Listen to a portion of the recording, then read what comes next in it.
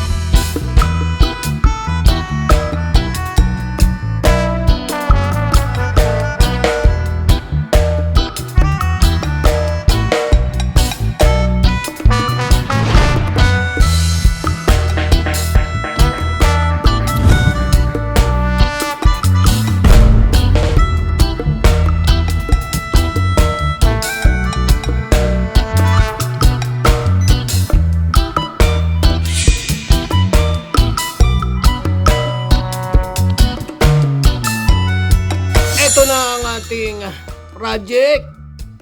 Oh, di ba?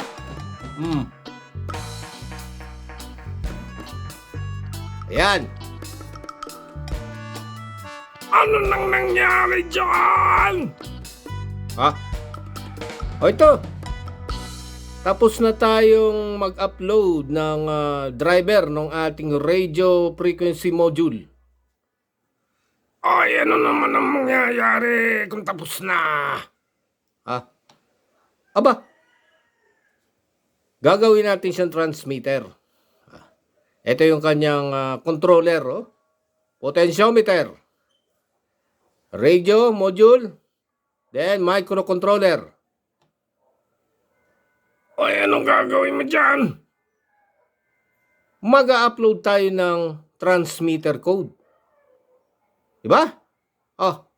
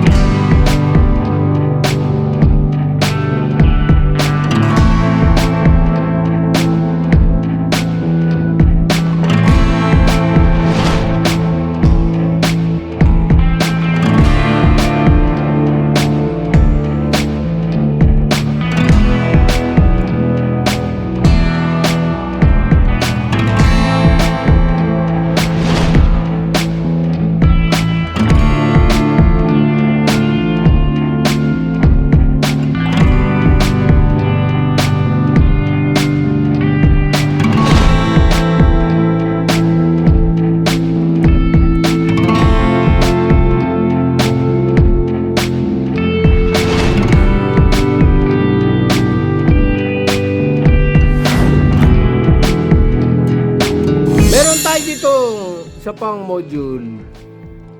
Oh. Yan. May servo. Anong gagawin mo na naman dyan? Ano yan? Ito yung magiging receiver natin.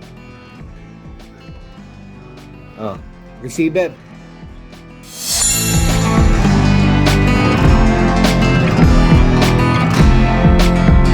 Tapos nun tayo mag-coding ng ng transmitter. Dito naman receiver. Mag-code tayo ng receiver. So sa receiver may servo, may RF module at saka isa pa ring Arduino Uno.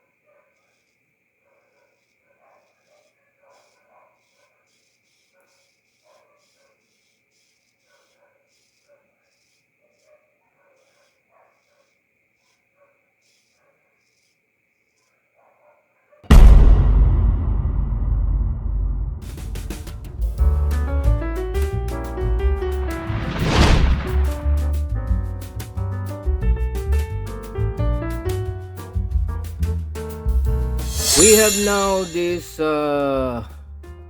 schematic diagram or the circuit diagram of our transmitter NRF24L01+LNA+PA. And this one, is the receiver. Two modules with the same pin out and the same module used, but different only in the input and the output. The only difference is the transmitter is using the potentiometer, while the receiver is using the servo motor.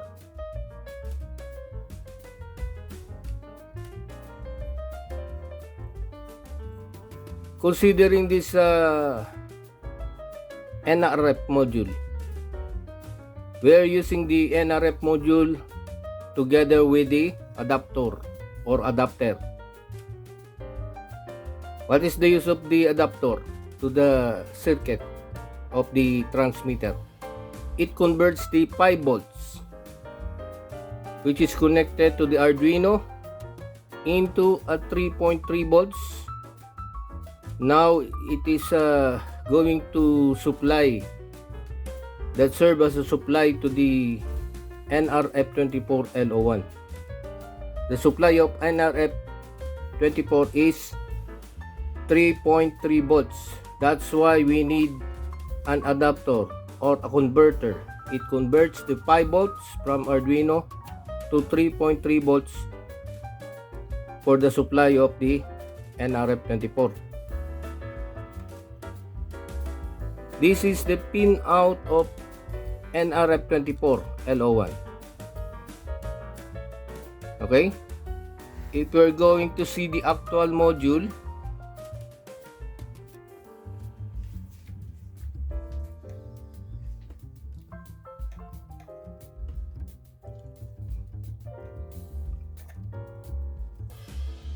this is the actual module,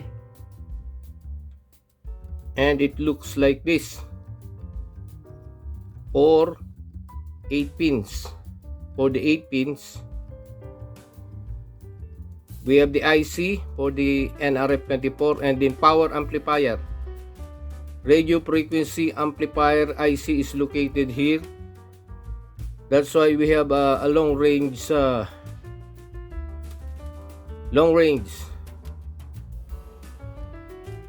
communication. We have a long range distance communication because of the power amplifier located here, the IC, and then the NRF24.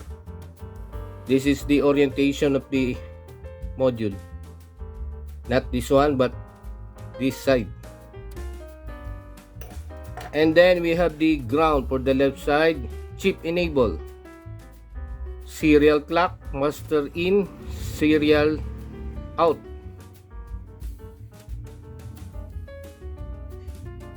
This is the interrupt pin, master out, serial in. And then CSN, chip select node, and then the VCC, the supply. And because of the board, it has been converted, or it is converted into a single board. I modified the board to make it an 8 pins, so that it is breadboard friendly, or it is easy to use, or to make it easy to use for breadboarding. I converted the board. This is the board with the AMS 1117 converter. It converts the 5 volts into 3.3 volts. So the 5 volts from Arduino is converted into 3.3 volts. And that is now the supply of the NRF24. Remember that this is NRF24L01 plus low noise amplifier plus power amplifier. The IC for the power amplifier. So this is the adapter. Chip enable is connected to pin 10. Chip select node. Pin 9. Serial clock to the 13. Master out. Slave. That is a slave, not a serial. Master out, slave in. 11. Master in, slave out. 12. Interrupt no connection ground to the ground of Arduino. In order to have a communication between the two modules, this one is an Arduino Uno microcontroller, we need to connect the ground together. And then 5 volts, the supply from the Arduino, 5 volts. And into the Arduino, we have the potentiometer. The wiper or the middle part of the potentiometer is connected to the analog output or AO. The other pin is connected to 5 volts and the other pin is to the ground. In our module, we are using 9 volt supply. The external battery connected to the voltage in of the Arduino. And the potentiometer is 10K. So overall, this is the connection of our transmitter with the pin out of NRF24. Let us see the receiver part of the circuit. You guys see here the receiver. It is almost the same. It has the same connection. The only difference is the servo motor is connected to the 5 volts, the other end to the ground, and then the middle, which is the color is orange of the servo motor, is connected to pin number 3 of the Arduino. Same supply. This is the servo we use, SG90. And we have this pin out, the orange, which is in the middle.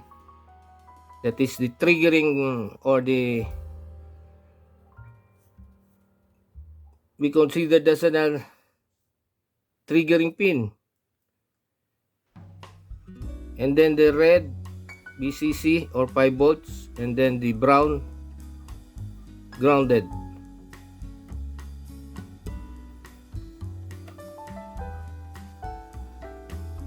For the operation of the two modules, if this is a transmitter, this is the receiver. It transmits the signal, radio signal, and being received by the receiver. What is the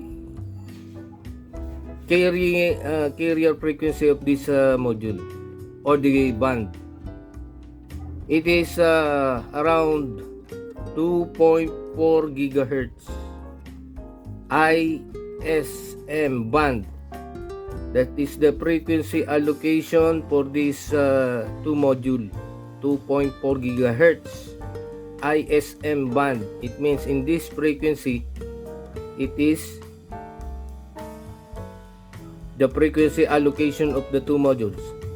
ISM, industrial, scientific, or science, medical band. All the area for the industrial, commercial, for science purposes, scientific purposes, or medical, the frequency used is 2.4 gigahertz, which is a safe frequency allocation for these two modules, transmitting and receiving. It transmits through 2.4 gigahertz and then being received by the receiver. What is the transmission mode of the two module? It is a unidirectional. So if this is the transmitter TX, the other one is the receiver RX. It transmits only and being received in one direction. Transmit and then receive with the help of the Arduino code. What is the transmission mode? It is unidirectional. It transmits and then it is going to be received by the receiver. Transmit, receive. Only in one direction. And then what is the communication protocol used? Or how the data is being transferred from transmitter to the receiver? What is the communication protocol? If this is transmitter receiver, okay, we are using an SPI protocol, or the way how the data received, or how the data communicates, or how the transmitter communicates with the receiver. Serial peripheral interface. What is that? If this is a SPI protocol, we are having two modules, and one module is the master and the other one is the slave. Master, slave. Transmitter is the master, and then the receiver is the slave. That's why in our transmitter,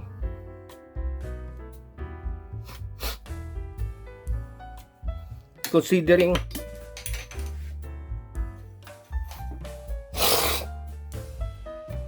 here the transmission mode is unidirectional from the antenna. Okay, here the communication protocol between the Arduino and then the NRF24 is SPI, because it has master in, slave out. If this is the master, the current flows from master in, from slave out. This is the slave to the Arduino, from NRF to the Arduino. If this is a MOSI, master out, slave in, master out. Since this is the master connected to pin 11, master out, output current, then it flows to the slave in. This one is slave, so slave in. Master out, slave in. What is the use of CE, chip enable? To enable or to enable the chips and chip select node. What is the function done with clock? Also with interrupt, but it has no connection to interrupt. In the SPI protocol, we have the master and the slave. If we're going to use one master with two slave,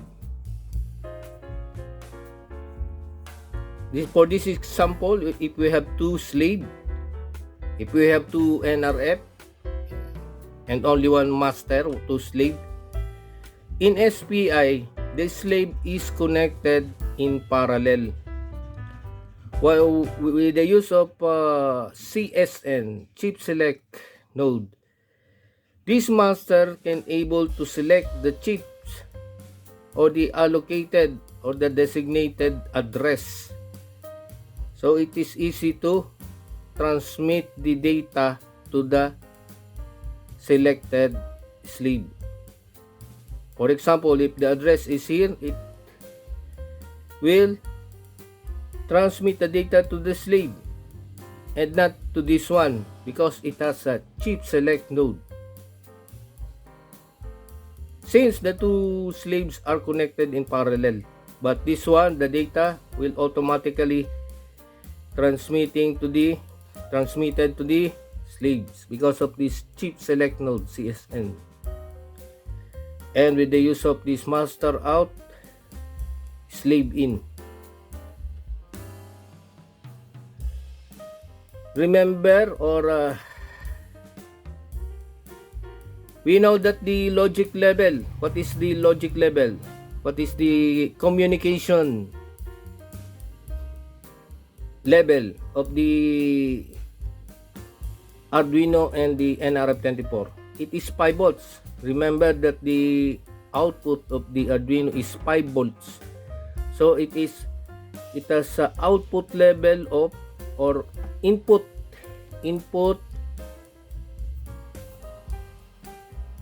output logic level of 5 volts for communication between the Arduino and the NRF. So it has 5 volts directly connected to the pins of the NRF24. We don't use any logic level converter. It is 5 volts. The input output pin of Arduino is 5 volts. So our communication logic level, or the output or the signal logic level, is 5 volts. So once we rotate the potentiometer, it will be received by the servo, and the servo moves from counterclockwise to clockwise 180 degrees. We are using a 180 degrees servo motor. Okay, transmission mode is unidirectional. It only transmit and being received by the receiver. Unidirectional. Communication protocol, it is serial peripheral interface. The use of master and slave.